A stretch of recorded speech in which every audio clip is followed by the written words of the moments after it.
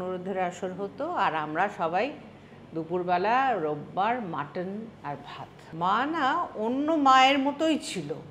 আমার জন্মদিনে পর্দা লাগাতে গেল, নিয়ে দমাস করে পড়ে গেল, হাঁটুতে লাগলো, কিন্তু মাংস রান্না করলো। মহালয়ার দিন সকালবেলা মা স্নান করে গরদের শাড়ি পরে গাড়ি আসতো, চলে যেতেন রেডিও স্টেশন।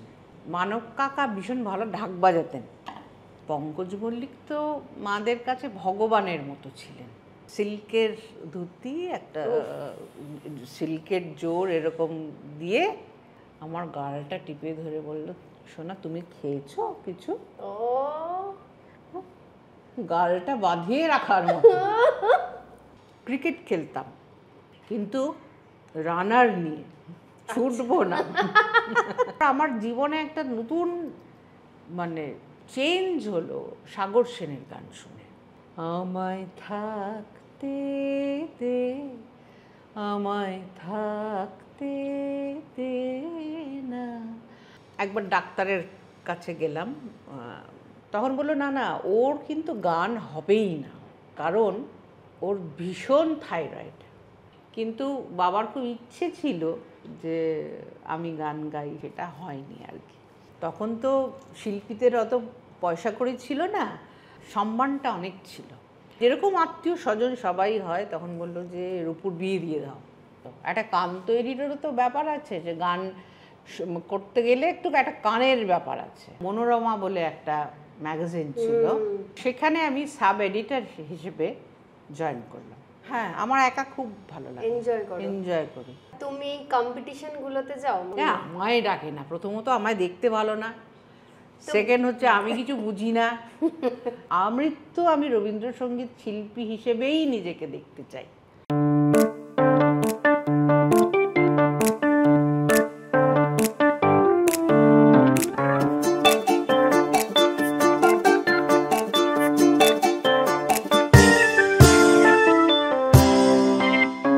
দশভুজা নাশে ভুল তো তার হয়, তারও জীবন জুড়ে হাজারো পরাজয়, তবুও তার পথে থামার প্রথা নেই। আগলে যায় সরে চলার খেয়ালে, সীমানা ভোলার দুরানা সেই। কপালে লেখা টেখা কিছু নেই, আছে যা তাকে বলে ধক। কপালে লেখা টেখা কিছু নেই, আছে যা তাকে বলে ধক। গল্প জুড়ে তার শুরু হলো আবার বৈঠকে বৈঠক। গল্প জুড়ে তার শুরু হলো আবার বৈঠকে বৈঠক।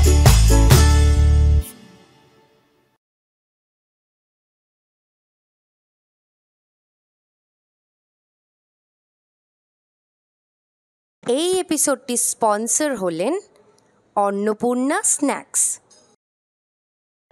যেতে দাও,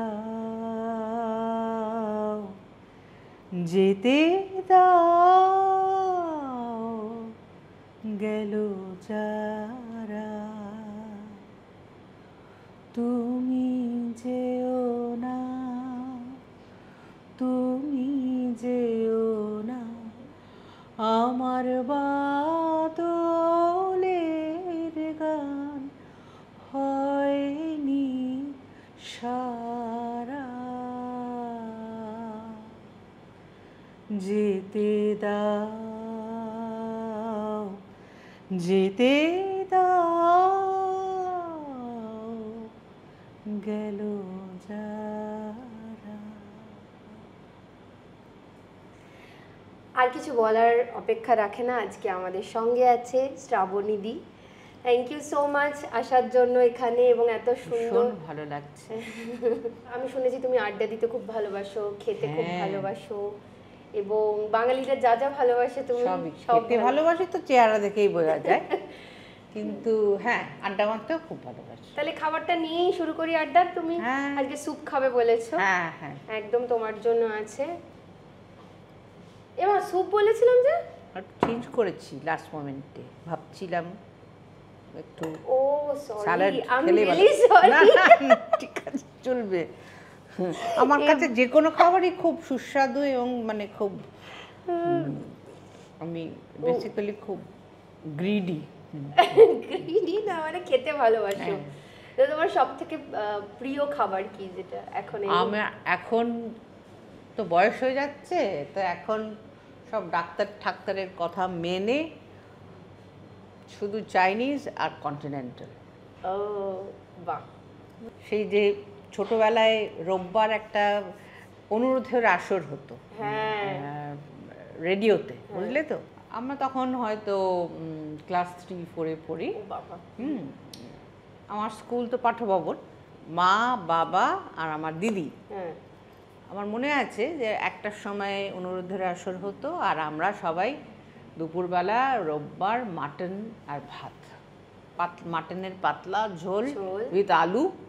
হ্যাঁ, মাটন আলু ছাড়া একদম ভাবাই যায় না, ভাবাই যায়। আর রোববার মাটন ছাড়া ভাবাই যায় না।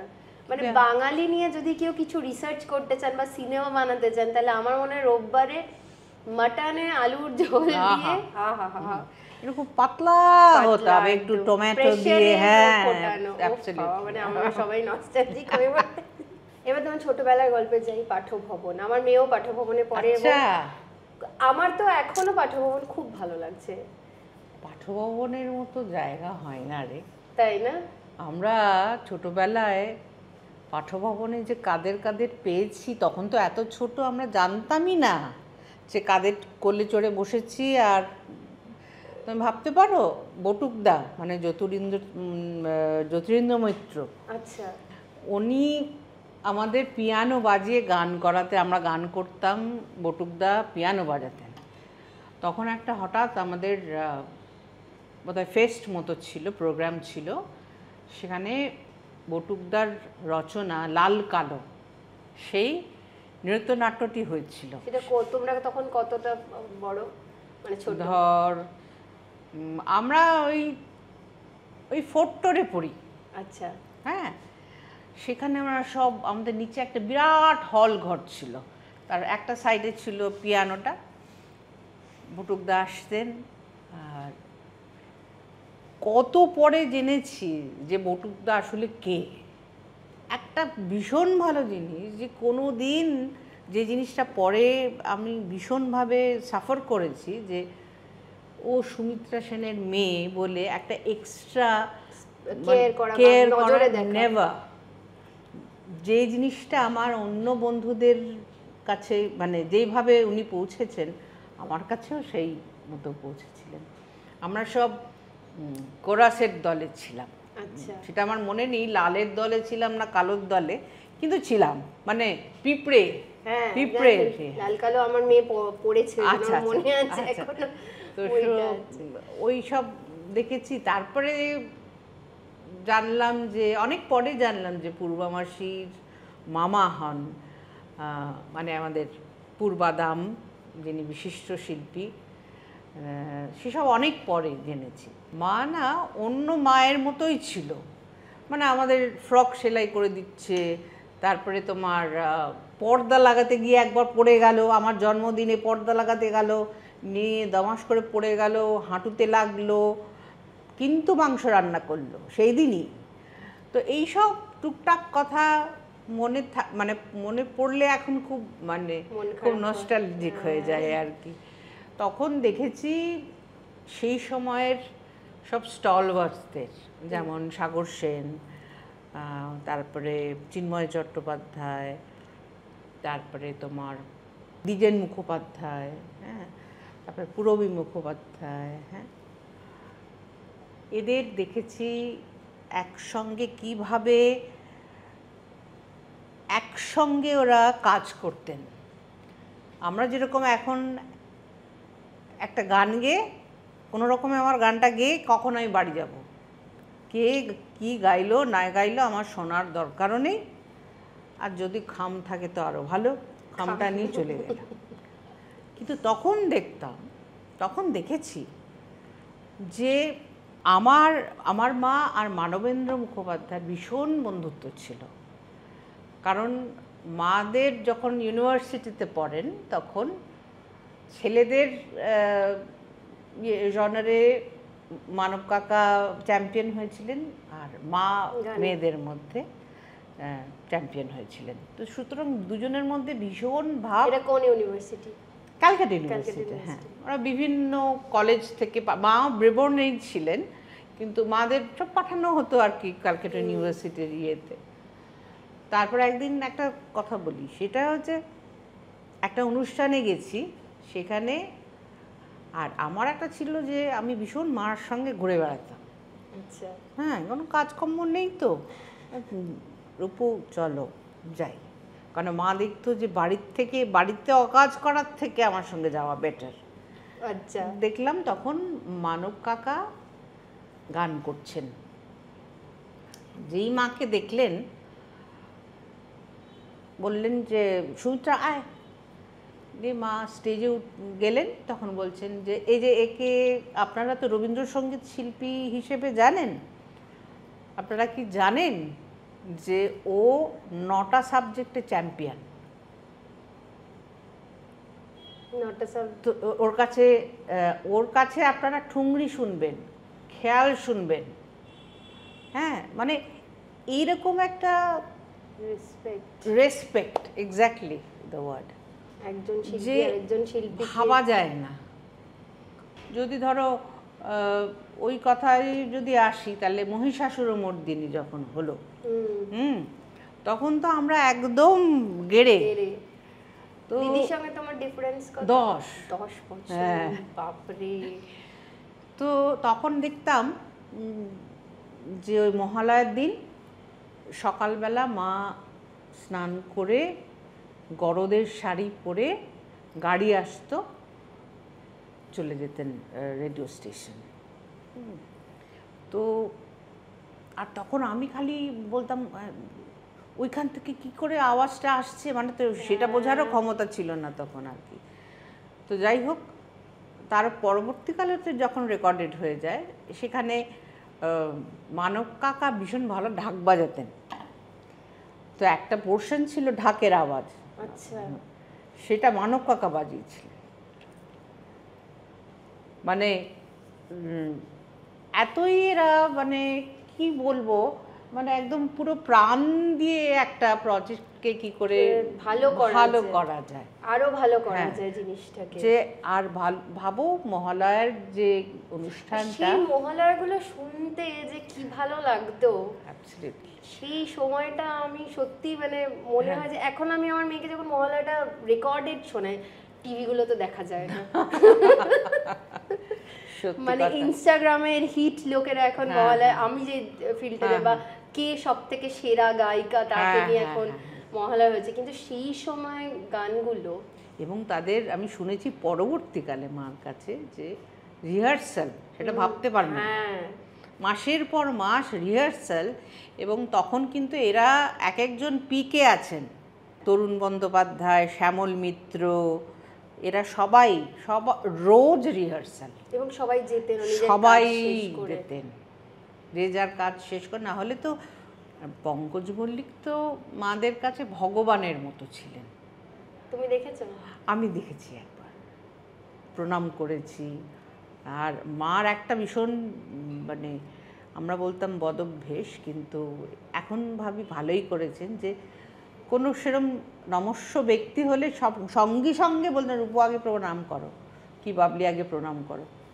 সেই অভ্যেসটা এখনও কিন্তু আমাদের রয়ে গেছে, যে আমরা যখন একটু বয়োজ্যেষ্ঠ কাউকে মানে মিট করি, আমরা অটোমেটিক্যালি প্রণাম করি। তো সেই সময় মাকে আরও দেখেছিলাম, ধরো কোমল গান্ধারে মার যে গানটা, আজ জ্যোৎস্না রাতে সবাই গেছে বনে, জ্যোতিরিন্দ্র মৈত্রের মিউজিক ডিরেকশন। সেই তখনকার স্মৃতিটা আমার কাছে খুব ঝাপসা, মানে তখন আমি নেহাতি ছোট। আচ্ছা, হ্যাঁ একদম। কিন্তু আমার যেটা মনে আছে সেটা হচ্ছে শুনো বরনারী বলে একটা ছবি ছিল, ঘরেতে ভ্রমর এলো গুনগুনিয়ে, সম্ভবত উত্তম কুমার। তো উনি একদিন ট্রেনে করে কোনো শুটিংয়ে যাচ্ছিলেন, কেমন, সঙ্গে ছিলেন গৌরী প্রসন্ন মজুমদার। আচ্ছা।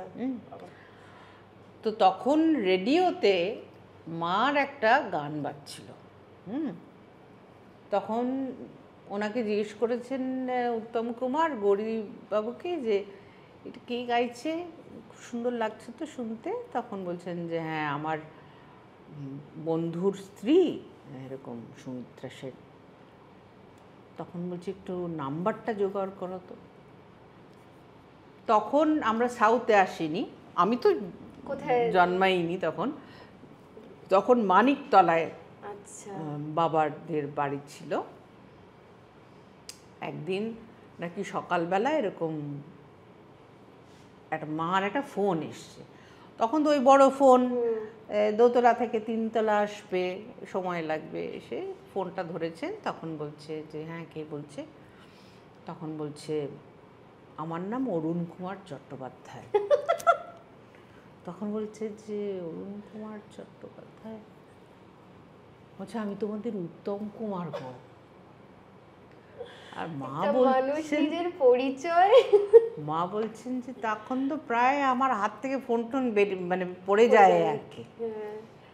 তো সেই থেকে ওই গানটা তো গাইয়েছিলেনই, তারপর সেই থেকে একটা ওদের বাড়ির সঙ্গে আমাদের পরিবারের একটা অদ্ভুত ভালো সম্পর্ক হয়ে গিয়েছিল। হ্যাঁ, এবং মানে মাকে যে দিদিভাই বলে, মানে আমিও একটু এয়ার নিতাম আর কি। উত্তম দেখ আমার মাকে দিদিভাই বলছি, উত্তম কুমার। হ্যাঁ, তো তারপরে এইসব অনুষ্ঠান হতো। উত্তম কুমারের হ্যাঁ, তারপরে একটা গল্প বলি, সেটা হচ্ছে যে যখন সুপ্রিয়া দেবীর মেয়ে সোমার যখন বিয়ে হলো, তখন উত্তম কুমার বললেন মাকে যে দিদিভাই এখানে তো নানান ধরনের লোক আসবেন, কনের পাশে আপনি একটু বসবেন। তখন বলছে ঠিক আছে। এখন মা যাওয়া মানে লট বহর, আমি সব দিদি সবাই মিলে চলে গেছি। আর তখন মানে আর অদ্ভুত অদ্ভুত খাবার, স্ন্যাক্স ঘুরে বেড়াচ্ছে, ওসব দেখিনি কোনো দিন। হ্যাঁ, তো তখন দেখছি মানে এখন মানে তখন তো বিয়ে বাড়িতে খেতে যাবো, হ্যাঁ একটা অন্যরকম। তারপর দেখছি যে উত্তম কুমার একটা সিল্কের ধুতি, একটা সিল্কের জোর এরকম দিয়ে দাঁড়িয়ে এসে আমার গালটা টিপে ধরে বলল, সোনা তুমি খেয়েছো কিছু? গালটা বাঁধিয়ে রাখার মতো। হ্যাঁ, আর এত ডাউন টু আর্থ যে কি বলবো। তো সেই দেখে আমাদেরও সাহস বাড়লো। আমার কয়েকজন দাদা বলল, শোনো পিসি একটা কাজ করি, উত্তম কুমারকে ডাকো আমার দিদির বিয়েতে আর কি। তখন মা বলছে যা, উত্তম কুমার কী করে আসবে, পাগল নাকি? ওদের কত ব্যস্ততা, কত কি, এর মধ্যে আমাদের মতো মানে ইয়েতে আসবে? মানে তুই বলেই দেখো না। তারা সব দল বেঁধে মা আর আমার দুই মাস্তুতো দাদা গিয়েছিল ময়রা স্ট্রিটে নেমন্তন্ন করতে। তো মা বললো আশা করো না, কার্ডটা দিয়ে এসছি, চল। এবার তখন দিদিভাইয়ের যখন বিয়ে হয় তখন আমার ক্লাস 5, ঠিক আছে। এইবারে যখন বিয়েতে বসেছে এরকম, হঠাৎ দেখা যাচ্ছে যে একটা লাল শাল পরে একজন ভদ্রলোক আসছে, মানে সুদর্শন। হ্যাঁ, আমি ওইটুকু ছোটবেলায় মনে হচ্ছে ওরে বাবা এটা কি, তাকিয়েই থাকি। সুদর্শন একজন ভদ্রলোক আসছেন। তো যেই শুনেছে যে ওরা বিয়েতে বসেছে, উনি সোজা বিয়ের ওখানে চলে এলেন, গিয়ে দিদিভাইয়ের পাশে বসে পড়লেন। উনি কী সব বললেন টললেন, যাই হোক উনি মাকে বললেন দিদিভাই আমি যদি এখানে বেশিক্ষণ থাকি আপনাদের বিয়ে ভেস্তে যাবে, সুতরাং আমি এবার পালাই। বলে উনি মানে হয়তো বা মিনিট 15 মতো ছিলেন, কিন্তু দিয়েছিলেন কি জানো তো, একটা রয়্যাল ব্লু বেনারসি। তারপর থেকে দিদিভাইয়ের শুরু হয়ে গেল, মানে দিদিভাইয়ের শ্বশুরবাড়ির যত যত নেমন্তন্ন হতো সবাইকে ওই শাশুড়ি মা বলতেন যে বাবলি তুমি ওই উত্তম কুমারের শাড়িটা গেলে একটা গল্প পাওয়া যাবে যে এইটা উত্তম কুমার ওকে দিয়ে পাশে বসে দিয়ে গেছে। হ্যাঁ, তো সেই বহুদিন সেই শাড়ি ছিল। ইনফ্যাক্ট আমিও একবার কোন বড় হয়ে আর কি একটা কোন বিয়ে বাড়িতে পরে ঠরে গিয়েছিলাম, আমিও একটু দিয়ে দিয়ে দিদিভাইকে এরকম বিয়েতে দিয়েছিলেন উত্তম কুমার এইসব আর কি। স্ক্রিনে হোক বা তুমি স্ক্রিনের বাইরে দেখেছি। আবার আমার গাল ধরে আদর করেছে, এইটা পাবো আমি ভাবতেই পারছি না। তারপরে তো এবার তোমার স্কুল। হ্যাঁ, আমার স্কুল এবার আমি পাম অ্যাভিনিউ থেকে আমি বালিগঞ্জ প্লেসে চলে এলাম সিনিয়র সেকশনে। দিদি তো তখন মোটামুটি গান বাজনা করছে। হ্যাঁ, দিদি তো তখন মানে বেশ ভালো সাধনা করছে। তবলা শিখিনি রে, ওই আমাদের বাড়িতে রিহার্সাল হতো তো, ওই বসে বসে বিপ্লব দা আসতেন, বিপ্লব মণ্ডল, ওই সব দেখে দেখে একটু দু চারটি, তখনও ছোটবেলায় যে যা করে সেটাই ভালো লাগে, ওই রকমই, অত কিছু বাজাতে পারতে। হ্যাঁ, বাজাতে পারতে, মানে আমার খুব ইন্টারেস্ট ছিল। হ্যাঁ, আমার খুব ইন্টারেস্ট ছিল। স্টিল নাও বাজাতে পারো মানে তবলা ছাড়া? অনেক কষ্টে হারমোনিয়াম, আর কিছুই পারি না, আর কিছুই পারি না রে। না না, পাগল নাকি, অনেক কষ্টে হারমোনিয়াম। হারমোনিয়ামে অনেক বড় হয়ে শিখেছি, তাও মার ঠেলা ঠেলিতে আর কি।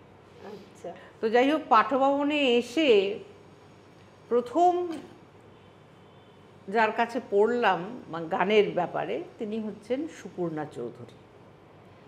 সুপূর্ণা দি আমাকে প্রথম বললেন যে তুই জানিস তুই গান করতে পারিস? তা এলাম না, এলাম যে আমাদের বাড়িতে এত গানের ব্যাপার না, তাই জন্য আমি যত গান থেকে দূরে থাকি ততই ভালো। বলবে তুই মাকে বলবি? আমি বলেছি যে তুই গান করতে পারিস। তো হলো, তো আমাদের যেরকম সাহিত্য সভা, নানান রকম অ্যাক্টিভিটিস, সেখানে সব রবীন্দ্রনাথের গান, সেই অনেক গান শিখলাম। কিন্তু আমি I was in the last bench always. পড়াশোনা না, গানের দিক দিয়ে। আচ্ছা। আর পড়াশোনাতেও সেরকম সাংঘাতিক কিছু ভালো না, কারণ আমার দিদি এতই ভালো যে মানে আমার ওটা খুব চাপ হয়ে গিয়েছিল জীবনে, যে কি করে আমি একদম, যে বাবা এই তো হায়ার সেকেন্ডারিতে থার্ড হয়ে গেল মেয়েদের মধ্যে, হ্যাঁ এইসব, আর এদের সঙ্গে পারা যায় নাকি? তারপর ওই ভয়ে আমি গোখেলেতে ভর্তি হলাম না, বেশি কম্পেয়ার করবে সবাই, মানে পাগল, আমি গোখেলে ভর্তি হতে যাবো? ছোটবেলায় যখন না, আমি অত বুঝতাম না, আমি না একটু এইসব ফুটবল ডাঙ্গুলি এইসব খেলতাম ছোটবেলায় রাস্তায়। হ্যাঁ, আমার সব বন্ধুরা ছিল, ওইসব নিয়ে ক্রিকেট খেলতাম, কিন্তু রানার নিয়ে ছুটবো না। এটা ভালো। তো সেসব করে আস্তে আস্তে বড় হয়ে খেলা দেখতেও ভালো লাগে। হ্যাঁ, যেতাম ক্রিকেট খেলা দেখতে খুব ভালো লাগে। শুধু ক্রিকেট নাকি অন্য খেলাও ভালো লাগে? না, আর অত ফুটবল আমার অত ভালো লাগে না। এখন দেখো ক্রিকেট? হ্যাঁ, ক্রিকেট। তারপর যখন বড় হলাম, ধরো একটু একটু জাম্প করেই যাচ্ছি, ক্লাস 12 পাস করলাম, তারপরে গোখেল কলেজে জিওগ্রাফি অনার্স নিয়ে ভর্তি হলাম। কি করে জিওগ্রাফিটা বাঁচলাম না, সব থেকে কম পড়তে হবে, আচ্ছা, আর অঙ্ক থাকবে না। অঙ্ক পছন্দ? ওরে বাবা, অঙ্কতে মানে, আর দিদি তো অঙ্কে খুব ভালো। হ্যাঁ, ও লেটার, আমি 43। সুতরাং এইরকম ছিল ব্যাপারটা। তো সেসব করে বাবা মা কি বকতেন? মানে তোমার বাবা মা কিরকম রিঅ্যাক্ট করতেন না দিদির সাথে কম্পেয়ার? মানে বাইরের লোক তো করবেই, এটা তো কাজ। না, আমার মা কোনোদিন করেন, বাবাও কোনোদিন করেন, কম্পেয়ার করেননি কোনোদিন। শুধু বলতো দেখো দিদি এত সুন্দর রেজাল্ট করছে, তুমি একটু পড়াশোনা করো। আচ্ছা, এই মানে খুব মধু ঝরিয়ে। আচ্ছা, তুমিও একটু পড়াশোনা করো যাতে তোমাকেও লোকে ভালো বলে। তারপর বালিগঞ্জ সায়েন্স কলেজ। গানটা করছো না? গান করো? না না, এখনো গান করি না। ওই ধরো আমার ক্লাস 5-এ যখন দিদির বিয়ে হয়ে গেল, তখন আমরা শিফট করলাম সপ্তপর্ণী, মানে বালিগঞ্জ সার্কুলার রোডে, যখন আমরা যেখানে থাকি এখন আর কি। দিদিভাইয়ের তখন বিয়ে হয়ে গেছে, বাড়ি খালি, এবার আমাকে নিয়ে পড়লো মা বাবা, তোমাকে এবার একটু গান করতে হবে, সবাই বলছে যে তো কেউ তুমি গান করছো না, এ করছো না। তারপর একটা জায়গায় গেলাম, আমি আর নাম বলছি না, তো সেখানে এত সবাই ফেভার করতে থাকলো যে ওই সুমিত্রা সেনের মেয়ে, সুমিত্রা সেনের মেয়ে, তোমার আর কি, তোমার তো পরীক্ষা দিলেই হয়ে যাবে, ফার্স্ট হবে, অমুক হবে, তমুক হবে। এলাম না বাবা, এখানে থাকা যাবে না, অসম্ভব। আমি কী করতাম, আমি ওই গেটের মুখে না রোজ দাঁড়িয়ে থাকতাম, বাবা নামিয়ে দিতেন, আমি ওই 2 ঘন্টা দাঁড়িয়ে থাকতাম, আবার বাবা নিয়ে চলে যেতেন। এবার বুঝতাম না, তখন বয়সটা তো ছোট। একদিন ওই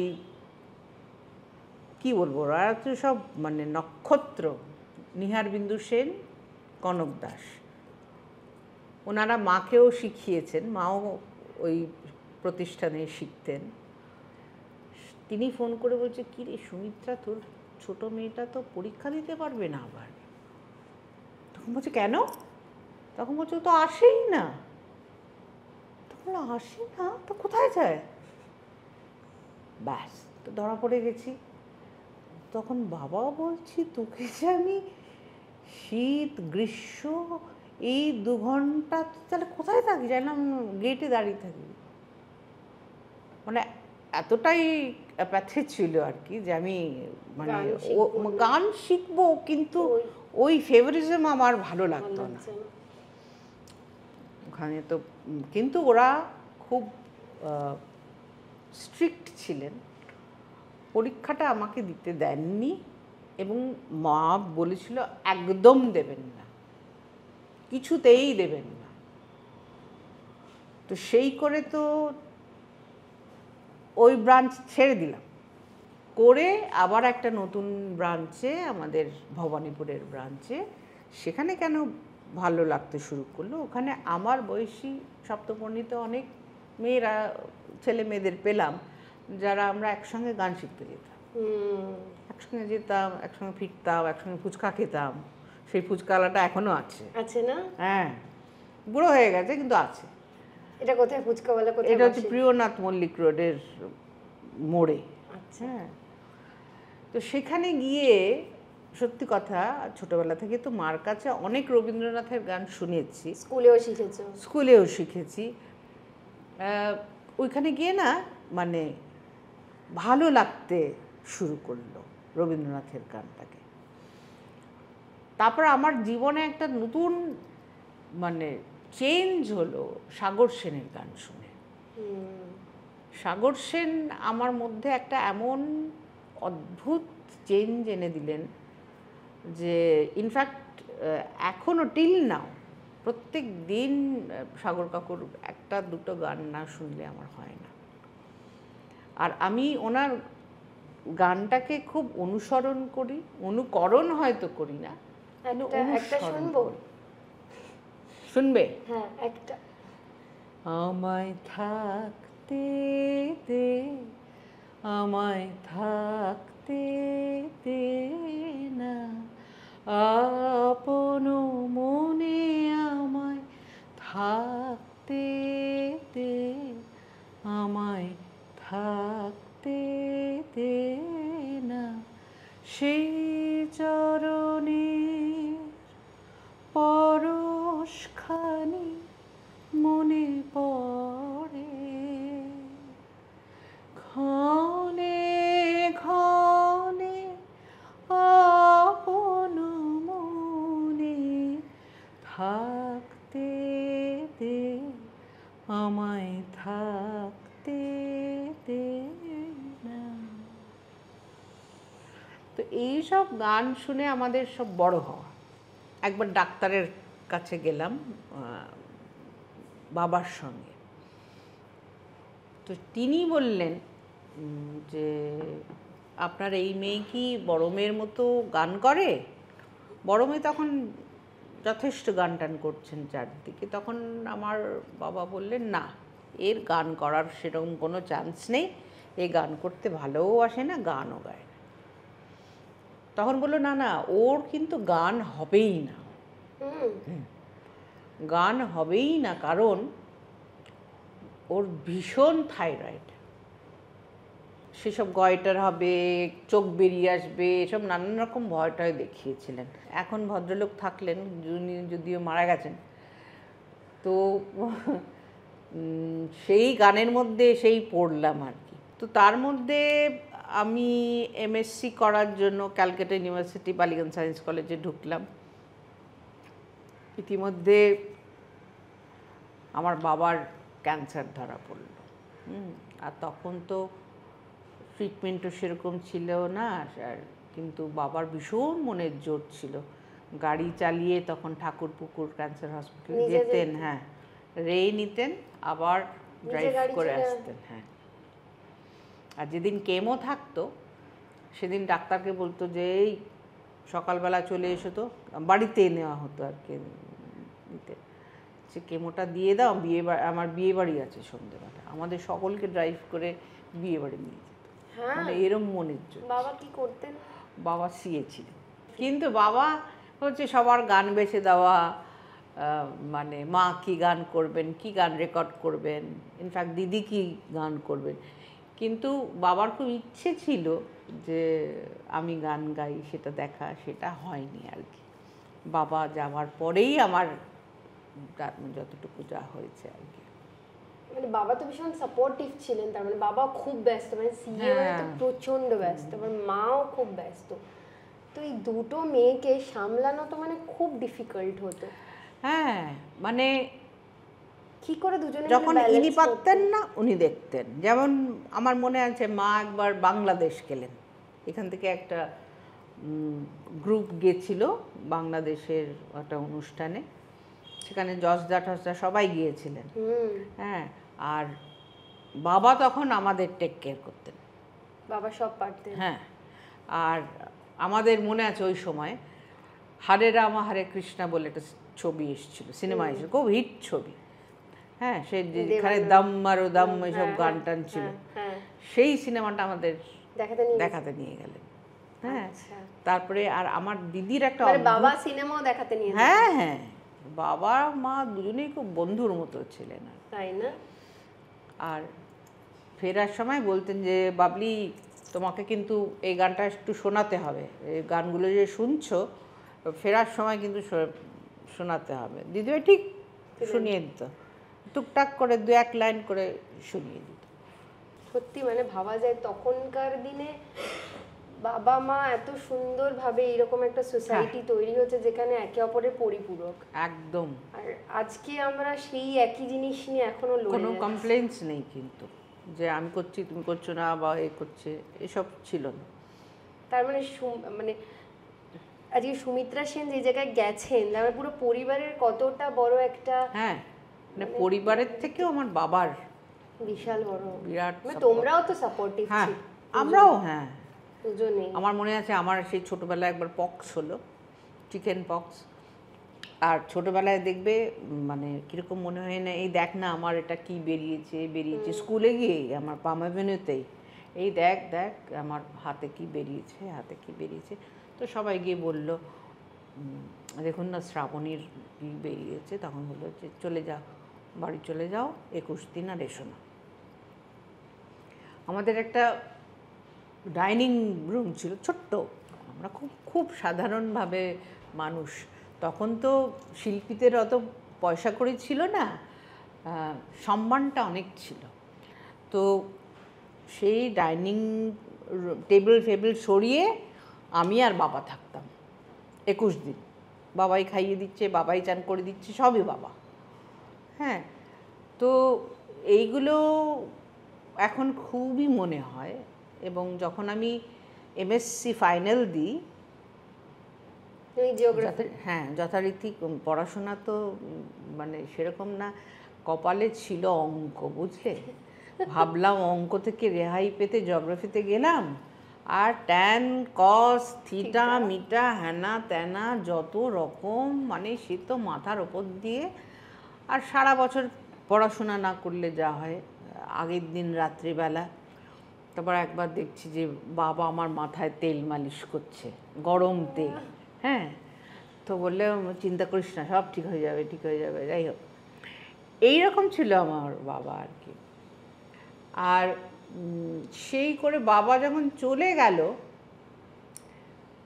তখন আমার মা রবীন্দ্রভারতী ইউনিভার্সিটিতে রবীন্দ্রসঙ্গীত ডিপার্টমেন্টের হেড।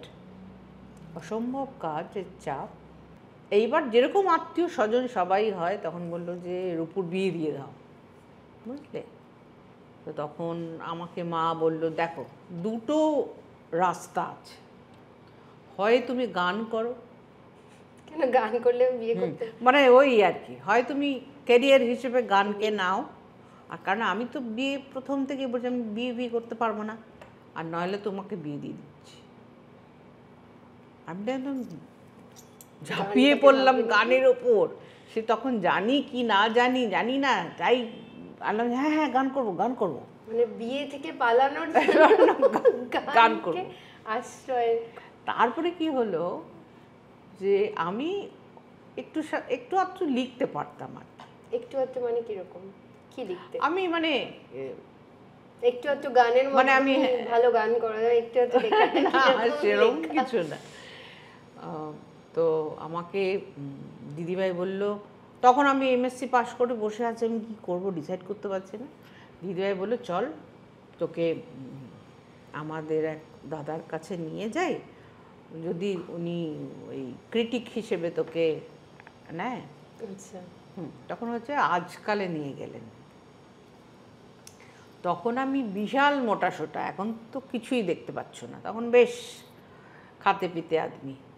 গিয়ে নিয়ে গেছে সুপ্রিয়দার কাছে, চলে গেছেন ভদ্রলোক, তার কাছে নিয়ে গেছেন। সেখানে ওর জুনিয়র্সরা সব বসে আছে। সুপ্রিয়দা জিজ্ঞেস করলেন উত্তেজিত হয়ে যে বলো তো একে চেনো তো? হ্যাঁ, আর সঙ্গে দিদি গেছে, বলছে ইন্দ্রাণীর বোন। হ্যাঁ, তখন ওরা কাচুমাচু হয়ে ওর মুখের দিকে তাকালো, তাকে কিছুই না বুঝতে পেরে একজন বডি বিল্ডারের নাম করে ফেলল, মহিলা বললাম। তখন আমাকে দেখে ওর বডি বিল্ডার খুব স্বাভাবিক, তখন আমার যেরকম চেহারা ছিল মোটামুটি বডি বিল্ডারের। আর আমি আর দিদিভাই এমন হাসতে লাগলাম, আর উনি ভীষণ অপ্রস্তুত হয়ে পড়লেন, কি তোমরা কিচ্ছু জানো না, এত ভালো গান করে তমুক হ্যানা ত্যানা। তো যাই হোক, তারপরে সুপ্রিয়দা বললেন, শ্রাবণী তুমি তো লিখতে পারো, তুমি আমাদের কাগজে একটু মাঝে মাঝে ফ্রিল্যান্স রিভিউ করো না। কিসের রিভিউটা? এটা হচ্ছে মিউজিক রিভিউ। আচ্ছা। হ্যাঁ, তো সেটা আমার একটা খুব ভালো হলো, কেন যে আমার সন্ধেবেলাগুলো কিচ্ছু করার থাকতো না। হ্যাঁ, আমি বেশ একদিন কলামন্দির, একদিন রবীন্দ্র সদন, হ্যাঁ ফ্রিতে গান শুনতাম, নাটক দেখতাম, ডান্স ড্রামা দেখতাম। সেই করে করে আমার প্রচুর কান তৈরি হলো। একটা কান তৈরিরও তো ব্যাপার আছে, যে গান করতে গেলে একটু একটা কানের ব্যাপার আছে, এটা আমার মা সবসময় বলতো যে আগে কান তৈরি করো, তুমি যে কোনো গান শোনো, এনি সং, মানে এনি জনার অফ সং। মানে এরকম কোনো ছিল না যে এই ধরনেরই গান শুনতে হবে? আমাদের বাড়িতে যেরকম ধরো তোমার উষা আয়ের, তখন উষা আয়ের ছিলেন, উষা উতুপ না, উষা আয়ের থেকে অজয় দা, নির্মলা মিশ্র, পিন্টু ভট্টাচার্য সমস্ত আসতো, আর রবীন্দ্রনাথের গান তো আসতোই। তো সেসব শুনতে শুনতে আরেকটু কানটা বড় হলো, আরেকটু বয়সটা আস্তে আস্তে বাড়ছে। তারপরে আমি একটা প্রতিদিনে, তখন প্রতিদিন কাগজটা প্রথম খুলেছে। আচ্ছা।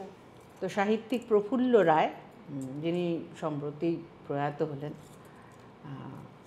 ওনার কাছে গিয়ে আমি রিপোর্ট করলাম যে আমি এরকম ফ্রিল্যান্স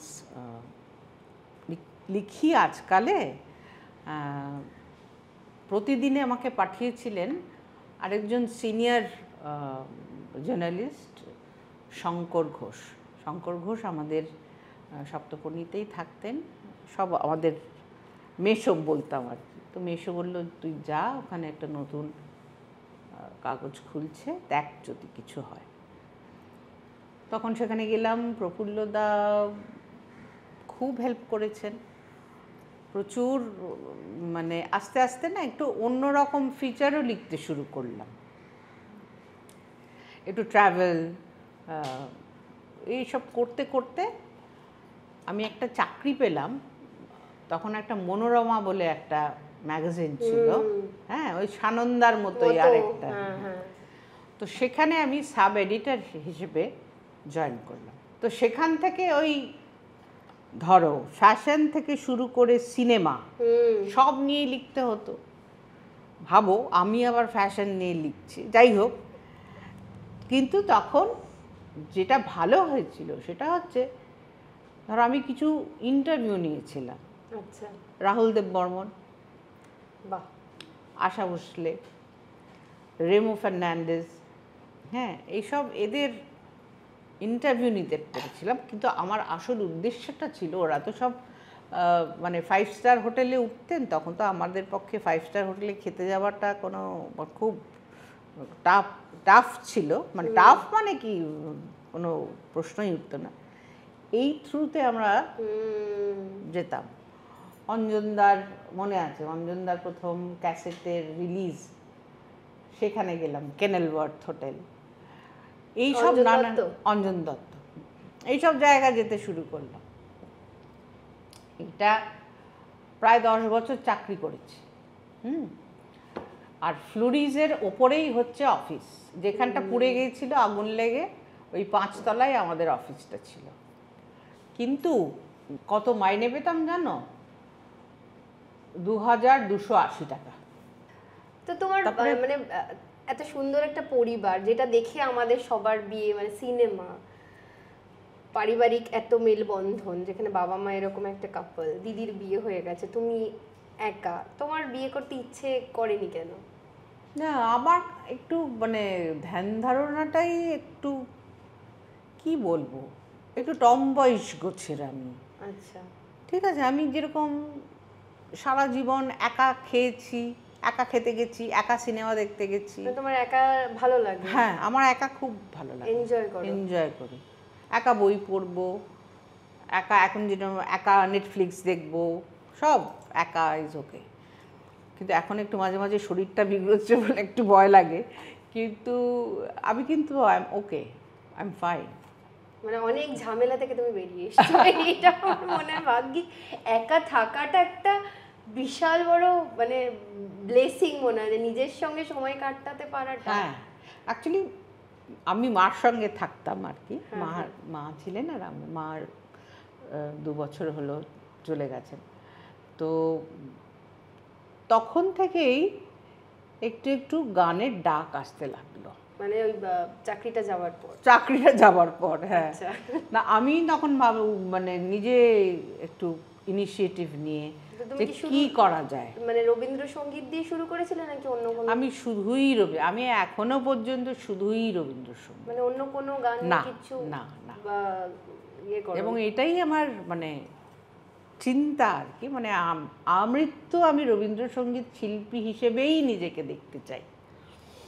তো তখন আমার হঠাৎ মানে আমি একটা ডিসিশন নিলাম যে সাধারণ মানুষ, সাধারণ ছেলে মেয়ে যেভাবে স্ট্রাগল করে মানে শিল্পী হওয়ার জন্য, এখন তো কোনো স্ট্রাগলই নেই, যেইভাবে তারা এগোয় সেই পথটা ধরে আমি এগোবো। যেমন HMV-তে গান জমা দেওয়া, ক্যাসেট জমা দেওয়া, সেখানে কিন্তু সমস্ত চেনাশোনা লোক। উল্টো দিকে সেদিনই হয়তো সুমন চট্টোপাধ্যায় বা পীযূষকান্তি সরকারের গান রেকর্ড হচ্ছে মার ট্রেনিংয়ে। ওরাই বলতেন যে শ্রাবণীর জন্য আপনি একটু বলুন না, তাহলেই তো হয়ে যায়। কিন্তু ওরে বাবা, আমাকে সবাই লোককে খুব একটু ভয় পেত আর কি, তাই না? হ্যাঁ। তো বলেছে না না, শ্রাবণী যা করবে সব নিজে। তো সেখানে গেলাম, গিয়ে বলল 1 সপ্তাহ রাখলো গানটা, তারপর যেখানে যিনি ছিলেন ওখানে তখন দায়িত্বে, নামটা আর বলছি না, তিনি বললেন, না ভাই, আপনাকে অনেক অনেক মাজা ঘষা করতে হবে। তখন আমি আবার 3 বছরের জন্য মায়া সেনের কাছে গানের জন্যে ভর্তি হয়েছে। ভর্তি ঠিক হইনি, ওখান থেকেই জোর করে, এই তুই ক্লাসে আসবি করে আমাকে ভর্তি করেছিলেন। তো HMV হলো না। এবার রবীন্দ্র সদন তখন অডিশন নিত। আমার তো গোখেল কলেজ ছিল তখন, টুক করে ওখান থেকে গিয়ে শুধু একটা ডিফারেন্স হচ্ছে শাড়ি পরে যেতে চাই। শাড়ি পরে গিয়ে ওখানে গিয়ে গানটা গেয়ে আমি আবার কলেজে চলে গেছি। সেখানেও আমাদের সবাই চেনা, আর বিশেষ করে অশোক কাকু, মানে অশোক তরু বন্দ্যোপাধ্যায়ের সঙ্গে আমাদের পরিবারের একটা বিরাট যোগাযোগ ছিল। আমার বাবাকে বলেছেন, বাবার সঙ্গে ছিলেন, ওরা সব বলেছিলেন যে না, রূপুকে অনেক করতে হবে, শিখতে হবে, কিছুই শেখা হয়নি সেরকম ভালো। তা হয়নি তো হয়নি, আমিও তো ভেঙে পড়ার লোক না, হবে না কি আছে, হবে না তো হবে না, সবারই কি সব জিনিস হতে হবে তার তো কোনো মানে নেই। তো সেই করতে করতে একদিন একটা অনুষ্ঠানে আমার মার যাবার কথা, মা তখনও গান করছেন, মার বোধহয় কি জ্বর হলো না কি হলো, হাওড়া গার্লস কলেজে। তা বলে তুই চলে যা। তাই বললাম, বাবা তোমার জায়গা আমি কি করে যাব, আমাকে তো মানে একদম উঠিয়ে দেবে, ডিম টিম ছুড়বে। যা, আচ্ছা চলো। আর আমার যারা সঙ্গত করবেন সবই মার মিউজিশিয়ানস, সব দাদারা। আমি যখন কলেজে ঢুকছি তখন দেখছি যে নচিকেতা চক্রবর্তীর, উনি তখন প্রথম এসেছেন আর কি, ওনার গান চালানো হচ্ছে, আর মেয়েরা এরকম হেয়ার ব্যান্ড ছুটছে, জীবনমুখী গান, ওড়না ছুটছে, এরকম হচ্ছে। ওমা, ভেতরে গিয়ে দেখি উনি আসল গান করছেন। আমি বললাম, ইমা আমাকে তো বলেননি যে নচিকেতা চক্রবর্তী আগে গাইবেন তারপরে আমাকে গাইতে হবে। তখন না, আসলে উনি এসেছেন, উনি দুটো গান গাইবেন, দুটো গান করছেন, তারপর আপনাকে দিয়ে দেবে। এবার আমরা ছিলাম, আর ছিল শঙ্কর চক্রবর্তী, সোনালী চক্রবর্তী, শ্রুতি নাটক করতেন। আমি বলছি, ও তুমি আগে ওঠো, আর ওরা আমাকে বলছে তুমি আগে ওঠো, কে আগে উঠবে। আর আমাদের পরে হচ্ছে ভূপেন হাজারিকা, ঠিক আছে। তো তখন মানে আমি যে কী ভয় পেয়েছিলাম। তারপরে আমি ভাষণ লিখছি, হ্যাঁ, গানের খাতার ওপর, যে আমি যে আজকে রবীন্দ্রসঙ্গীত শোনাবো এই নচিকেতা চক্রবর্তীর গানের পরে, আমি জানি না আপনাদের কেমন লাগবে, কিন্তু যাই হোক আমি চেষ্টা করছি।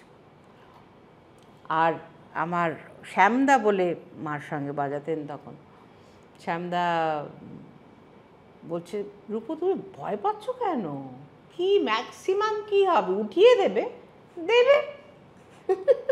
আর যে প্রথমবার এসে এরকম উঠিয়ে দেবে, কি লজ্জার ব্যাপার। ওমা, তারপর দেখলাম ফার্স্ট গানটা গেয়েছি, প্রচণ্ড হাততালি। তারপর আবার মনে হচ্ছে এটা কি উঠে যাওয়ার জন্য হাততালি দিচ্ছে না ভালোর জন্য হাততালি দিচ্ছে, সেটাও তো বুঝতে পারছি না। সেই সব করে প্রায় 1 ঘন্টা গান গাওয়ার। কলেজ থেকে কিন্তু আমার কনফিডেন্সটা এলো যে হ্যাঁ, আমিও গান করতে পারি। এরকম ভাবে গান, এবং নতুন শিল্পী, হ্যাঁ একদম নতুন, না একেবারে আনকোড়া। তো তারপরে তো কিছু ছবিতে গাইবার সুযোগ হলো, কিছু মানে রেকর্ডিং এর আগে তুমি ছবিতে গান গেয়েছো, মানে কোনো সব একসঙ্গে। হ্যাঁ, তারপরে আমি দেখলাম যে আমার তো কিছু পয়সারও দরকার, আমার তো কোনো রোজগার নেই, কতদিন মার কাছে বসে খাবো। নিজেই তখন ইংল্যান্ড লেটারে লিখতে থাকলাম, লন্ডনে যাব, নেহেরু সেন্টার, অমুক তমুক। সে বিষয়ে আমায় হেল্প করেছিলেন আমাদের এক গায়ক দাদা, অলোক রায় চৌধুরী। বললো সব ঠিকানা দিচ্ছি, চিঠি লেখ। তো তখন সমস্ত একটা যে সময়টা আমরা গিয়েছিলাম, আমি গিয়েছিলাম জুলাই মাসে, সব ওদের রিউনিয়ন হয়, সেসব জায়গায় আমাকে একটু নেবেন, আমি একটু গান করব, হ্যানা ত্যানা সবই জানি, কিন্তু এদিকে আমি হারমোনিয়ামটাই বাজাতে জানি না, কী করে গান শোনা। তো সেসব হলো টলো, সে আমার যাওয়াও হলো লন্ডনে, আমাদের এক বন্ধুর মেসো মাসি, তাদের বাড়িতে ছিলাম, শুভা মাসি, দীপু মেসো, ওরা যা করেছেন আমার জন্য সেটা মানে অকল্পনীয়, আমাকে গাড়ি করে নিয়ে যাওয়া নিয়ে আসা।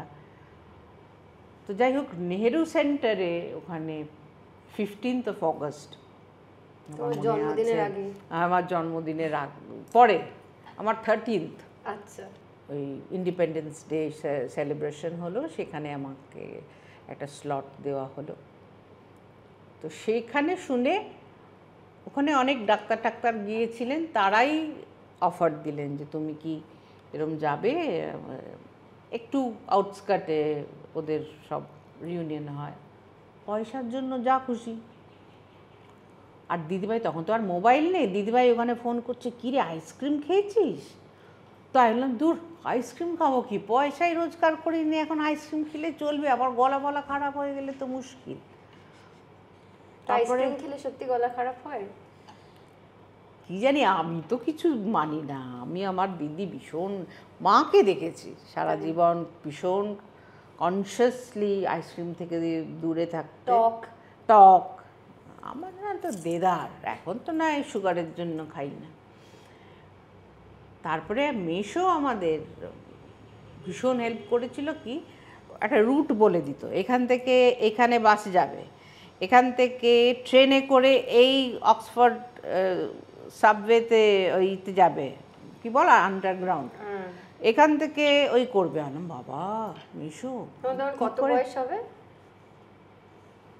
সবে এমএসসি পাস করেছে, 22-23 বছর। তাই বললাম যে একটা কাজ করো, এমন কোনো বাস নেই যেটা বেশ সমস্ত দেখার জায়গা ঘুরে যাবে? তখন বলে হ্যাঁ আছে, তুই ওই অক্সফোর্ড স্ট্রিটের ওখান থেকে পেয়ে যাবি একটা দোতলা বাস, লাল রঙের বাস, সেখানে না দোতলায় উঠে একদম ফার্স্ট রোটায় বসতাম, আর সঙ্গে একটা স্যান্ডউইচ আর একটা কোকোকোলা নিয়ে উঠতাম। আর সেই বাসটা ওই ট্রাফালগার স্কোয়ার, হ্যানা ত্যানা, মাদাম তুসোর ওখানটায় সব ঘুরিয়ে যেত আর কি। ওই খেতাম, এই করতাম। আর একটা জায়গায় একদিন দেখলাম, তখন প্রথম দেখলাম ম্যাকডোনাল্ডসের আইসক্রিমে আবার ডিসকাউন্ট দিচ্ছে। সারাদিনের একটা টিকিট কেটে উঠেছিলাম বাসে, যখন তখন তুমি নামো, যখন তখন তুমি ওঠো, সেখানে যেই দেখেছি ডিসকাউন্ট দিয়েছে, শার্ট করে নিয়ে পড়েছি, নিয়ে আইসক্রিমটাকে আবার একটা অন্য বাসে উঠে পড়েছি। হ্যাঁ, মানে তখন একদম ভীষণ সাংঘাতিক লন্ডন হয়ে গেলাম আর কি। একটু নামটাম করলো, কিন্তু শুভা মাসি ভীষণ স্ট্রিক্ট ছিলেন। শুভা মাসি বলে, রূপু তুমি কিন্তু আজকে হারমোনিয়াম প্রচণ্ড ভুল বাজিয়েছো। বললাম কী করবো, আমি তো জানি না কী করে হারমোনিয়াম বাজতে হয়। আর মাকে বলছে, সুমিত্রাদি রূপু কিন্তু ভীষণ ভুলভাল বাজাচ্ছে। তখন মা ওখান থেকে বলছে, আমি কতবার করে বলেছি যে ওকে একটু হারমোনিয়ামটা শিখতে, আমি কি করব। তো যাই হোক, সেইখানে আমি ফিরলাম, অনেক দিন ছিলাম, প্রায় 1 মাস। সেই দেখলাম যে, শুনলাম যে HMV থেকে আমাকে অফার করেছে গান করার জন্য। হ্যাঁ, ওইটাই মানে আমার জিত যাকে বলে। তো বিলেত ফেরত হওয়াতে, আর যারা আমাকে না করেছিল প্রথমেই, হ্যাঁ, তো তারাই আবার নিজেরাই ডাকলো, সেটাতে আনন্দ বোধহয় একটু বেশি হলো। তো তারপরে কিছু ছবি টবিতে গাইলাম। প্রথম ছবি কোনটা? মুশকিল। প্রথম ছবি বোধহয় রাজা সেনের চক্রব্যূহ বলে একটা, তারপরে দেবজ্যোতি মিশ্র, ঋতুপর্ণ ঘোষ, এদের সঙ্গে তো কাজ করলামই, ওদের কাছে অনেক কিছু শিখলাম, 2-4টে পুরস্কারও পেলাম। তো সেসব করে টোরে তারপর দেখছি যে বেশ লোককে ডাকতে শুরু করেছে। সে করতে করতে আমেরিকা থেকে অফার এলো, গেলাম এনএবিসিতে গেলাম 3-4 বার। বাইরে গেলে সব থেকে বেশি কি গান শুনতে চায় তোমার থেকে? সব মার গান, মা যে গানগুলো ঘরেতে ভ্রমর এলো একটু শোনাবে? আমার খুব তখন থেকে মনে হচ্ছে একটু শুনি, কারণ এই গানটা এত সুন্দর। ঘরেতে ভ্রমর এলো গুনগুনিয়ে, ঘরেতে ভ্রমর এলো গুনগুনিয়ে, আমারে কার কথা সে যায় শুনিয়ে, ঘরেতে ভ্রমর এলো গুনগুনিয়ে। এইসব গান। আরেকজনের কথা বলবো এনএবিসিতে, সেটা হচ্ছে আমাদের বন্যাদির কথা, রেজওয়ানা চৌধুরী বন্যা। একবার এনএবিসিতে সব ঘর একটু শর্ট অফ ঘর হয়েছিল আর কি। তো আমি আর বন্যাদি ঘর শেয়ার করেছিলাম। একটা লোকের তো ফ্যান ছিলাম আমি ছোটোবেলা থেকেই, কিন্তু যে কত ভালো মানুষ হতে পারে আমি তো মানে কি হলো, মানে ওনার তো প্রচুর ফ্যান ফলোয়ার্স। সন্ধেবেলা ওনার শোয়ের পরে এক একজন ওনাকে খাওয়াতে নিয়ে যাচ্ছে, কিন্তু উনি সঙ্গে সঙ্গে বলছেন আমার সঙ্গে কিন্তু শ্রাবণী যাবে, আর আমার সঙ্গে বাবু আর সিদ্ধার্থ গিয়েছিল, আমাদের 2 মিউজিশিয়ান ভাই, ওরাও যাবে। এবং আমরা 4 জনে মিলে খেতে গেছিলাম। সেটা একটা মানে আমি যে কোনো দিন ওই হোটেলে বা রেস্টুরেন্টে খেতে পারবো তখন তো ভাবতেই পারিনি কোনো দিন। তখন মানে সেই রূপোর সব কাঁটা চামচ, কোন হাতে কোনটা ধরবো সেটাও বুঝতে পারছি না, সেসব নানান রকম, এ ওর দিকে তাকাচ্ছে, এ ওর দিকে তাকাচ্ছে, আমরা সব বন্যাদির দিকে তাকিয়ে আছি। তো সেটা একটা হলো। তারপর পরের দিন সেটা আরও মানে কি বলবো আমি জানি না, সকালবেলা আমার শো ছিল, সকালে আমি শো করে এই ফিরছি করিডোর দিয়ে, বন্যাদি যাচ্ছে। বন্যাদি বলছে শ্রাবণী তোমার জন্য একটু খাবার এনে রেখেছি, একটু কিছুই না, একটু বার্গার আর এই। আর তখন আমার ভীষণ খিদে পেয়েছে, মানে এত আন্তরিক, মানে আমি ভাবতেই মানে আন্তরিকতাটার মানে কি বড় শিল্পীর হ্যাঁ একদম মধ্যে যে এত আন্তরিকতা থাকে, মানে উত্তম কুমার থেকে বন্যাদি, মানে সত্যি শুনে এত ভালো লাগছে। আর আমরা এখন যে সময়ের মধ্যে আছি, কেন জানি আমার মনে হয় যে সেই ভালোবাসা, আমরা নিজেরা নিজেদের নিয়েই ব্যস্ত, ভীষণ ব্যস্ত। বলো, আমরা নিজেদের নিয়েই ব্যস্ত করতে করতে এই করলাম, মা চলে গেলেন। তারপরে অনেক দিন গেছে, অনেক অনুষ্ঠান হয়েছে, নানান জায়গায় হয়েছে। হ্যাঁ শিখলাম, শিখিয়ে শেখাতে শুরু করলাম। হ্যাঁ মা বললো শেখা, বাড়িতে শেখা, তাহলে হারমোনিয়াম শিখে যাবে। মানে একজন শিক্ষক নিজেও শেখেন কিছু শেখাতে গেলে। হ্যাঁ একদম দারুণ। সেসব করে করে তারপরে তো নানান জায়গায় গেছি গান করতে। তবে হ্যাঁ সম্মানও পেয়েছি খুব খুব, মানে এত সুন্দর করে গল্পগুলো বলছে, মানে আমি ওই জায়গায় পৌঁছে যাচ্ছি পুরো, মনে হচ্ছে সত্যি আমি স্যান্ডউইচ নিয়ে সামনেটা দেখছি। তারপর ধরো তোমার এই আবুধাবি, কাতার, এইসব জায়গায় মানে এমনও হয়েছে যে অনুষ্ঠানের পরে এসে মানে লোকেরা লিটারেলি আমায় জড়িয়ে ধরে হাউ হাউ করে কাঁদছে। আসলে ওনারা তো সব পুরনো দিনে কলকাতা ছেড়ে এসেছেন, সেই গানগুলো শুনলে ওদের ভীষণ নস্টালজিক হয়ে পড়ে। তো সেইগুলোই আমার পাওয়া, আমার সত্যিকারের চাওয়া আর কিচ্ছু নেই। আমি আমার শুধু শরীরটা খুব যে একটা স্বাদ দেয় তা নয়, একটু প্যানপ্যানে রোগের ডিপো, তো সুতরাং সেইগুলো ম্যানেজ হয়ে গেলে আমি ওকে। আচ্ছা, তুমি তো বিভিন্ন শিল্পীদের সঙ্গে গান শুনেছো, গান তৈরি হয়েছে, তো রবীন্দ্রসঙ্গীতেরও কি ঘরানা আছে? মানে আমি তো ভীষণভাবে বিশ্বাস করি, আমি ভীষণভাবে বিশ্বাস করি। যেমন ক্লাসিক্যাল গানের একটা ঘরানা আছে নানান রকম, সেরকম এটা অবশ্য আমার ব্যক্তিগত মতামত। সেটা হচ্ছে ধরো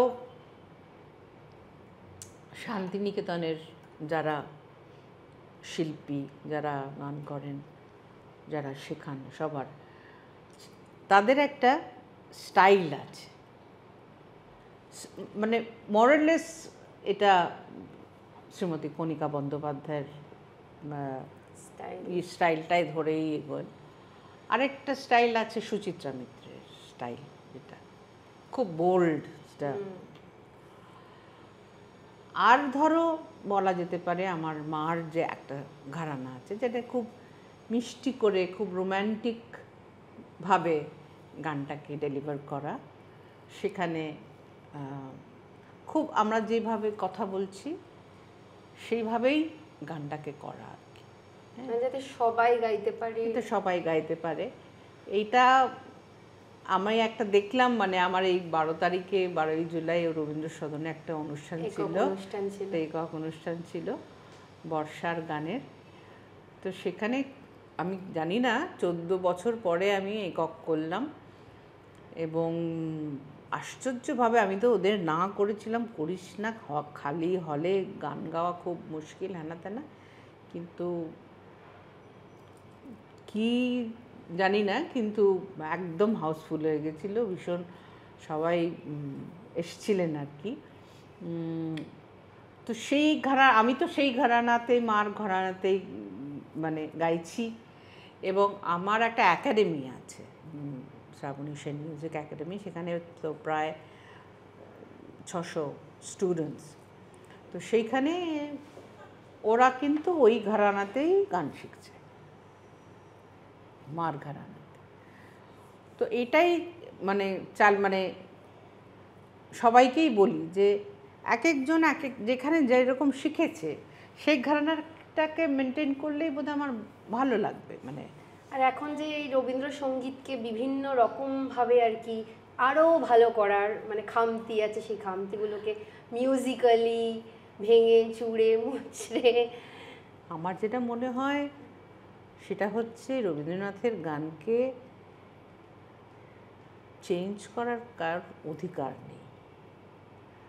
শুধুমাত্র তুমি এক্সপেরিমেন্ট কোথায় করতে পারো, সেটা হচ্ছে মিউজিক অ্যারেঞ্জমেন্টে, তাও একটা পরিমিতি বোধ নিয়ে।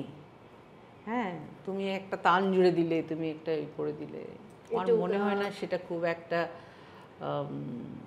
যেখানে কাজ নেই গানে সেখানে একটু বেশি করে সেটা দরকার পড়ে না।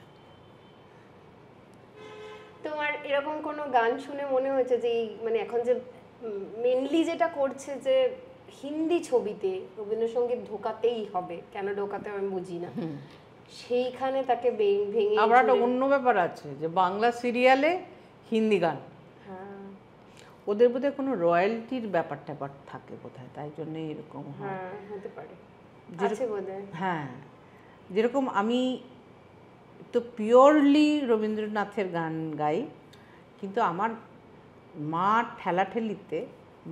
ঠেলাঠেলিতে আমি জগজিৎ সিংয়ের একটা গান রেকর্ড করেছিলাম, এবং সেটা একটা কোম্পানির ভালো লেগেছিল। তারপরে ওদের এতই ভালো লাগলো যে আমাকে কোনো পয়সা দিতে হলো না, যে প্রথমে আমি করেছিলাম, মানে আমি খরচা করেছিলাম, তারপরে ওরা গান শুনে ওদের এতই ভালো লেগেছে, সব ওরা মিটিয়ে দিল। কিন্তু তারপরে আর এইচএমভি জগজিৎ সিংয়ের কয়েকটা গান এইচএমভি কিছুতেই পারমিশন দিল না। কিন্তু কি বলো তো, এটা যদি তুমি দেখাও, এখন গান তো শুধু শোনার না, দেখারও হয়েছে।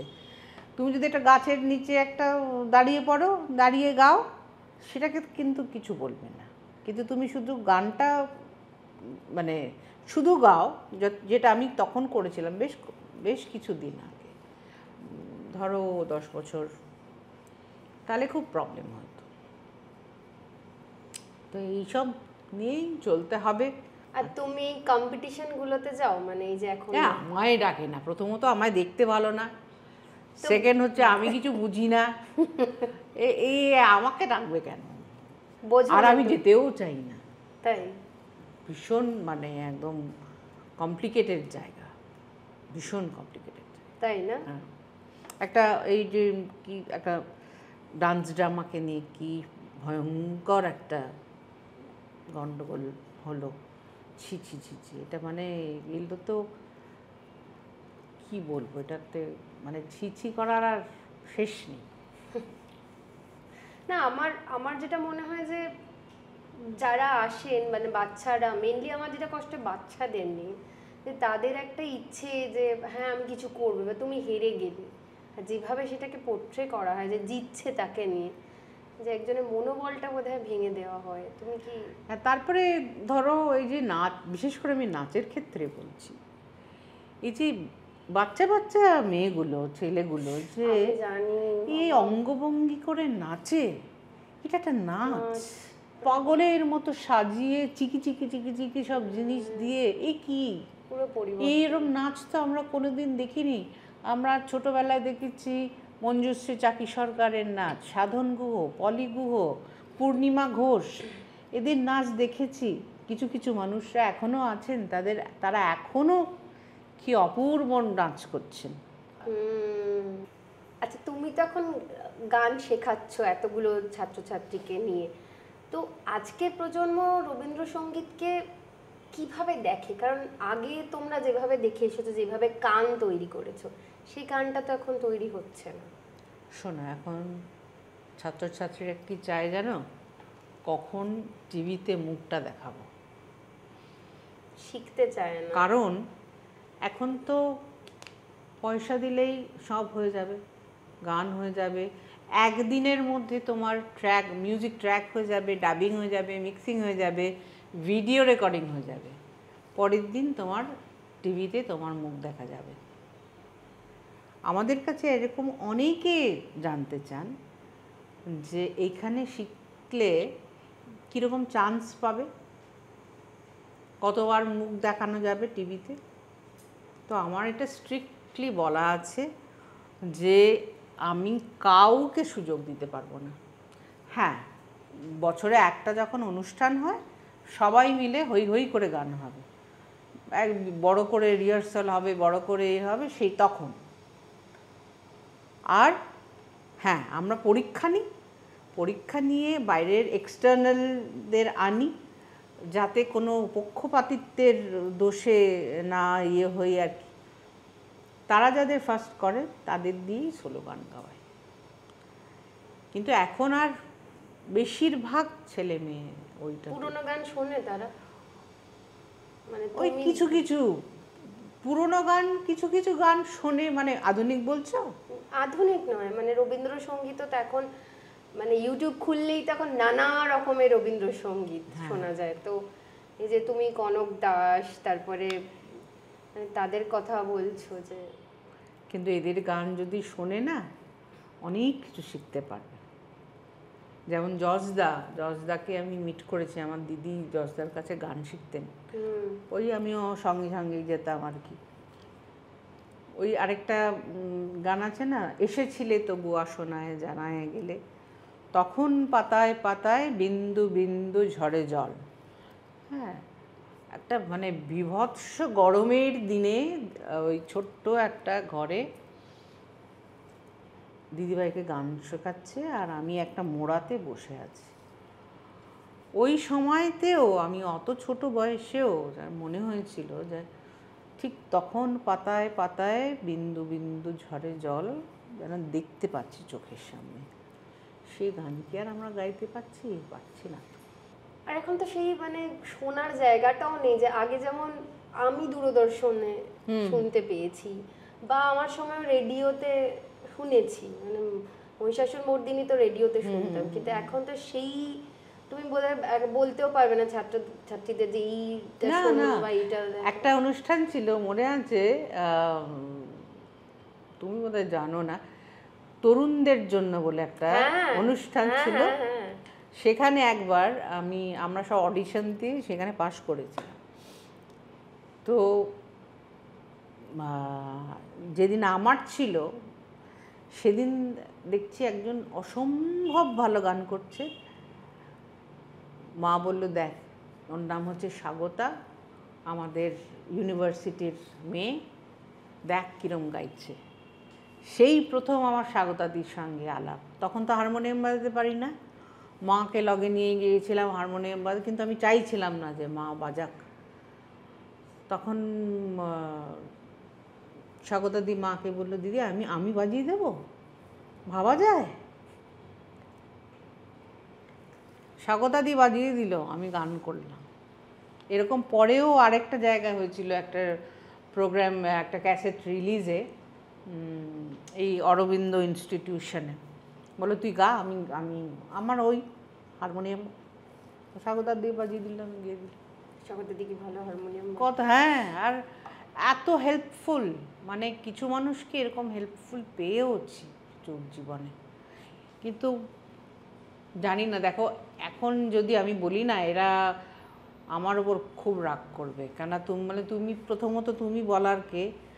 আর আরেকটা কথা ওরা বলবে যে এই জিনিসগুলো আরও বছর 50 পরে গিয়ে হয়তো বা বলা যায়, যেমন আধুনিক গান ভালো হচ্ছে কি না হচ্ছে, কি কে কেমন গাইছে কি না গাইছে। আমি একটা কথা বলবো, আরেকটা, সেটা হচ্ছে যে এখন কিন্তু ছেলেমেয়েরা অত্যন্ত ট্যালেন্টেড। মানে গান যদি ঠিকঠাক করে তাহলে ভীষণ সুন্দর করে। আমি তো আমার ছাত্রছাত্রীদের দিয়েই দেখি যে একবার গাইলেই কিন্তু তারা মোটামুটি ব্যাপারটাকে গ্রিপে এনে দেয়, তুলে নিতে পারে, কোনো অসুবিধা হয় না। খুব ইন্টেলিজেন্ট, খুব এটা intelligent, সত্যি তাই, মানে দেখতে পাচ্ছি। শুধু ওই জিনিসগুলো যদি তুমি কি মাথা থেকে, বাড়িতেই করাও গান? না রে, শেখাও কোথায়? আমি অনেক হ্যাঁ, আচ্ছা, আমার বিভিন্ন, একটু বলো তাহলে যারা শিখতে চান তারা কি করে যোগাযোগ করবে? আমার 11টা ব্রাঞ্চ আছে, আচ্ছা, ঠিক আছে, আর 4টে অনলাইন ব্রাঞ্চ আছে। আচ্ছা। আর আমার কাছে মানে নিজে প্রাইভেটলি 1-to-1 শেখেও এরকম কয়েকটা গ্রুপ আছে আর কি। কেন আমার তো আর কোনো কাজ নেই, আমার গান শেখানো ছাড়া কাজ কি? তাহলে আমার অনেক গান শেখা হয়, আমি কি আর সব গান জানি না? মনেও থেকে যায়। হ্যাঁ, একবার ঝালিয়ে নিলাম, কি শিখলাম, ওদের কাছেও তো অনেক কিছু শেখার আছে না, নতুনদের কাছে। তো সুতরাং সেইভাবে হয় আর কি। চলো তোমার সাথে একটুখানি ঝটপট আগুনে ঝাঁপ দেওয়া যাক। বাবারে, র্যাপিড ফায়ার। মায়ের কণ্ঠে শোনা তোমার প্রিয় গান? অনেকগুলো আছে, তাও যদি একটা বল। হ্যাঁ, এখন বর্ষাকাল, মার প্রচুর বর্ষার সুন্দর সুন্দর গান। একটা গান আছে, মেঘ ছায়ে সজল বায়। এই গানটা খুব একটা গাওয়া হয় না, কিন্তু মার গলায় যেন একদম ভীষণ ভালো লাগে। একটু শোনো, গানই তোমার শুনবো। মেঘ ছায়ে সজল বায়, মন আমার উতলা করে সারা বেলা, উতলা করে সারা বেলা, কার লুপ্ত হাসির সুপ্ত বেদনা, হায় রে মেঘ ছায়ে সজল বায়। অনেকদিন বাদে গাইলাম। কি দারুণ! ছোটবেলার প্রিয় খাবার এখন আর ভালো লাগে না? সব খাবারই ভালো লাগে না, লাগে না, বুঝেছি। না রে, সবই ভালো লাগে। সবই ভালো লাগে। মানে ধরো সেই হয় না দুধের কি বলে পরে সর, ও সর ফর খায় ছোটবেলা খেতে? না। বা ধরো সেই পুজোর সময় দেওয়া হয় এই মিষ্টি, ওইটা খুব ভালোবাসি, ডাল মাখা। ডাল মাখা? হ্যাঁ হ্যাঁ, না আমি জানো বলছি তুমি মন্দির মতো মিষ্টিগুলো আসতো না সেই পুজো। ও তালশাঁস? হ্যাঁ, তালশাঁস নয়, সেই লম্বা লম্বা মিষ্টিগুলো কি যেন বলে? চমচম? না না, মটকা, মটকা, মটকার রদ। না রে, তোমার সব ভালো লাগে খেতে? আমার সব ভালো লাগে। অবসর কাটাও কিভাবে? প্রচুর কাজ আছে এখন তো, এই বুঝতে পারছো যে 600 জন স্টুডেন্ট, তাদের সবার প্রবলেম সলভ করা, এটা তো কাজ। অবসর কি করে কাটো? ও অবসর নেটফ্লিক্স, বই পড়া। কোনটা বেশি ভালো লাগে, নেটফ্লিক্স না বই পড়া? নেটফ্লিক্স। তাই না? শ্রোতাদের তরফ থেকে পাওয়া শ্রেষ্ঠ উপহার? আমি একবার একটা বৃদ্ধাশ্রমে গাইতে গেছিলাম, হ্যাঁ, সেটা বেহালার কাছে, জোকার কাছে। তো সেখানে সব দাদু দিদিমারা সবাই এত সুন্দর করে গান শুনেছিলেন। একজন গানের শেষে আমাকে একটা কাগজি লেবু পেড়ে এনে দিলেন, যে এটা তুমি ডালের সঙ্গে মেখে খাবে। এটা আমার কাছে শ্রেষ্ঠ। প্রশ্ন উত্তর শেষ। এবার তোমার জন্য কিছু উপহার আছে, উপহার দিয়ে তারপর আমরা আজকের অনুষ্ঠান এখানে শেষ করব। বেশ। ডাক্তারের কথা মতো তোমাকে আমি চাইনিজ এনে একটা দিলাম আটারি গ্রিলস এর তরফ থেকে 750 এর একটা ভাউচার। ডেজের তরফ থেকে 30% ডিসকাউন্ট ভাউচার। বাহ। প্রতিক্ষণের তরফ থেকে 30% ডিসকাউন্ট ভাউচার। বাহ, ভেরি গুড। লাস্ত্রাদা সুমিতাদি থেকে 30% ডিসকাউন্ট ভাউচার। আর আমার তরফ থেকে আছে একটা 1000 টাকার ভাউচার। বাবা, আরেকটা আছে আরো? খুব সুন্দর মানচন্সের জন্য এটা, আর অন্নপূর্ণা স্বাদিষ্টের তরফ থেকে একটা gift hamper. Thank you so much. তুমি যে বললে যে আমি রবীন্দ্রসঙ্গীতকে ভালোবাসি এবং সারা জীবন ভালোবাসবো, হ্যাঁ, ওটাই আমার শেষ দিনের গানও ওটাই হবে। আজকে শোয়ের শেষ গানটাও সেটাই হোক। এই গানটা আমার খুব প্রিয় একটা গান। আমারে তুমি অশেষ করেছো, এমনি লীলা তব ফুরায়ে ফেলে আবার ভরেছো জীবন নব নব। আমারে তুমি অশেষ করেছো, এমনি লীলা তব।